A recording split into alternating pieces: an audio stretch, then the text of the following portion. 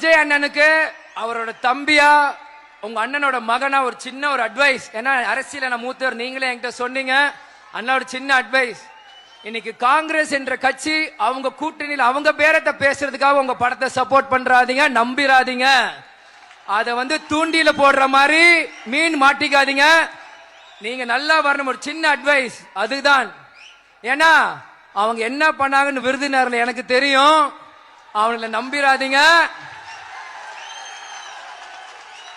உங்க படம் சினிமா துறையோட சேருங்க. அவங்க சப்போர்ட் பண்றாங்க ஆஹாவும் நம்பி உங்க கூட கூட்டணி வர மாதிரி அங்க பேரத்தை உசுப்பி அங்கதான் இருப்பாங்க, எங்கேயோ அவங்க போக மாட்டாங்க.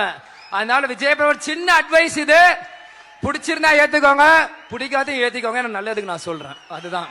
தேசிய முற்போக்கு திராவிட கழகமும் திராவிட முன்னேற்ற கழகமும் இன்றையிலிருந்து நம்ம கூட்டணிய உறுதி செய்திருக்கிறோம். இந்த கூட்டணி நான் எப்பவும் சொல்றது போல எங்க கழக மாவட்ட செயலாளர்கள், நிர்வாகிகள், தொண்டர்கள் விருப்பம் இந்த முறை திமுகவுடன் கூட்டணி வைக்க வேண்டும் என்பதுதான். அந்த வகையில எங்க கழகத்தை சேர்ந்தவர்கள் விரும்பிய இந்த கூட்டணியை கேப்டன் இல்லாத இந்த நேரத்துல அமைஞ்சிருக்கிறது. கேப்டன் 2016 இந்த கூட்டணி அமைய வேண்டியது. கலைஞர் ஐயா பழம் நழுவி பால்ல விழப்போகுதுன்னு சொன்னாரு. ஆனா 10 வருஷம் கழிஞ்சு தாமதமாக இன்றைக்கு இந்த கூட்டணி உறுதியாகி இருக்கிறது என்பதை இந்த நேரத்தில் நான் மகிழ்ச்சியோடு தெரிவித்துக் கொள்கிறேன்.